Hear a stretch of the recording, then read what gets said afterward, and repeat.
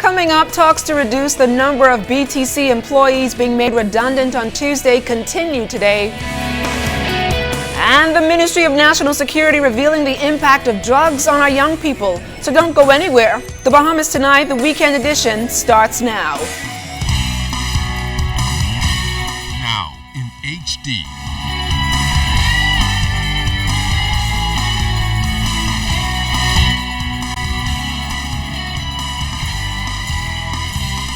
ZNS Network presents The Bahamas Tonight. This portion of the news brought to you by BTC Every Day. Good evening, everyone. I'm LaDawn Davis, and welcome to the Bahamas Tonight, the weekend edition. Thanks so much for tuning in. Topping the news tonight, negotiations continue today to save jobs at the Bahamas Telecommunications Company. This after BTC management made public its plan to make at least 140 of its employees from 6 locations redundant come Tuesday. But President of the Bahamas Communications and Public Officers Union, Bernard Evans, says the union has been involved in ongoing discussions with CEO of BTC, Leon Williams. According to Evans, those talks seem to be moving in the right direction to not only save jobs for its line staff, but to offer some staff outsourcing opportunities. Well, we hope to get all these expectations that Mr. Williams talked about via the telephone in writing. And once we get it in writing, we will summon our membership to a meeting on Monday to see whether or not they accept or reject. If they accept, then everything will be okay. If they reject, then that's a whole new chapter. Well, self-preservation is key in any aspect of life, and so we definitely feel threatened. I'm pretty much holding back numbers right now with the threat, and it's wearing thin. The president of the BCPOU remains adamant that the redundancy decision negatively impacts employees and the economy. These are very trying times, and I would thought that whoever the powers to be would understand the condition of this country and that jobs are not readily available. Understanding going into the summer, we've got school coming up in 2 months or so, and so I just thought that they would. Now, on the heels of the announcement that 140 BTC employees will be made redundant on Tuesday, the president of the Bahamas Electrical Workers Union, Paul Maynard, is expressing concern for hundreds of workers at the Bahamas Electricity Corporation. This as BEC prepares for North Carolina-based Power Secure to take over its management. BEC people are waiting for the new company for negotiations to start with the new company, which hasn't started yet. It's taken some time for them to do their diligence, but they're doing it. And when it starts, it starts. People are anxious, but we have a plan. People are anxious, but we have a plan. And I expect that once we execute the plan, it'll be fine. You know, if it isn't, everybody can know about it. That's just the way I operate. The 19th Conference of Commonwealth Education Ministers closed yesterday at the Atlantis Paradise Island Resort, and the Commonwealth Secretary General say it was outstandingly successful. Here's Altavis Munnings. As the chairman and host of the 19th Conference of Commonwealth Education Ministers, the Honorable Jerome Fitzgerald told those attending the closing ceremony Friday afternoon that the conference has deeply enriched presentations, discussions, collaborations, and exchange of ideas were a learning experience for all stakeholders. He charged that Commonwealth educators know the value of education, and everyone must find ways to strategically and creatively transfer that knowledge to all Commonwealth citizens. We must put action to our words. If we are not able to transfer what we have shared and received into practical application that is culturally relevant, needs-based, and flexible enough to meet the needs of today's diverse group of learners, our meeting this week would have been in vain. We must now move to implement. Our fierce drive to implement must be sustained and measurable, driven by uncompromised political will.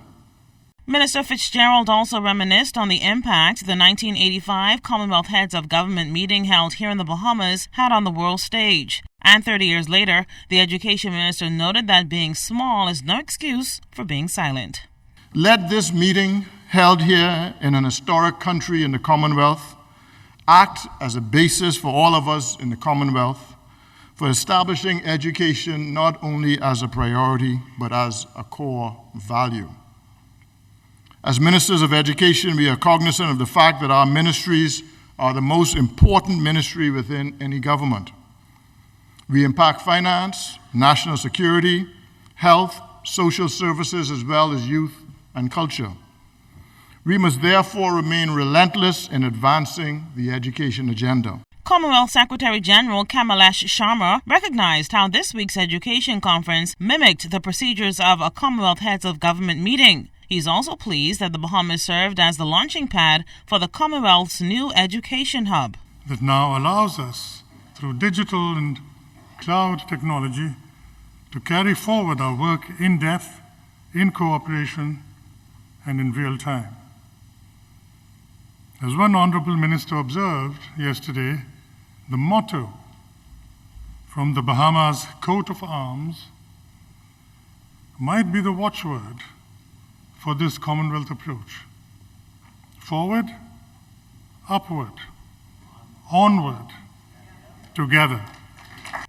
The Commonwealth Secretary General announced Friday that the 20th Conference of Commonwealth Education Ministers will take place in Fiji in 2018. It's the first time the conference will be held in the Pacific region since 1971. Alto Bismanings, ZNS Network News. Thank you, Alto. The government looking to take advantage of modern technology and the integration of state-of-the-art equipment as it presses forward with the implementation of national health insurance. And it's a concept being shared by other regional states. In fact, the opening of the Cancer Center Eastern Caribbean in Antigua by Bahamian Dr. Conville Brown is expected to be a key component in helping that Caribbean island implement national health insurance. Prime Minister Christie officially opened that facility yesterday. Here's Clint Watson. State-of-the-art facilities like the Cancer Center Eastern Caribbean, located in the Medical Pavilion Antigua, will be important factors for countries like the Bahamas and Antigua, who are both pressing forward to implement a national health insurance plan. The Cancer and eventually Cardiac and Imaging Specialty Center is projected to provide the latest and best in healthcare technology accessible to any patient despite their financial capabilities.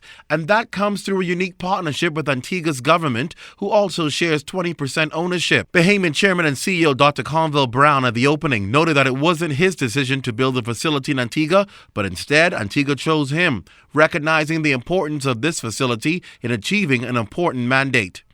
In other words, the government has two roles: safety net for those that cannot afford these services, life-saving services, and also as a regulatory role to make sure that the care that we give to the gentleman from Cherry Hills or Beverly Hills is the same level of service that we give to the person where in the Bahamas we say from over the hill.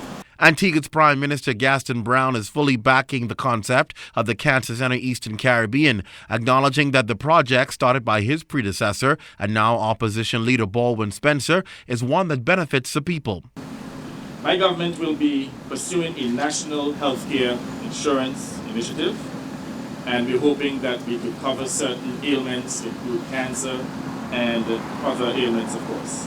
Now, at the next OECS authority meeting, this is an issue that I intend to raise with the hope that there could be some regional cooperation in this issue so that we could benefit from the economies of scale and perhaps look at establishing a regional insurance program. Chairman of CARICOM, Prime Minister the Right Honorable Perry Christie, noted that in the Eastern Caribbean, there are 1,000 deaths a year due to cancer, so the state-of-the-art facility is a welcome need. However, he pointed out that there must be confidence in the healthcare providers that will operate the center. And a fundamental right, whether you're disabled or you're just a normal person, to be able to know that if I got sick, the fact that I'm poor will not mean that I should die.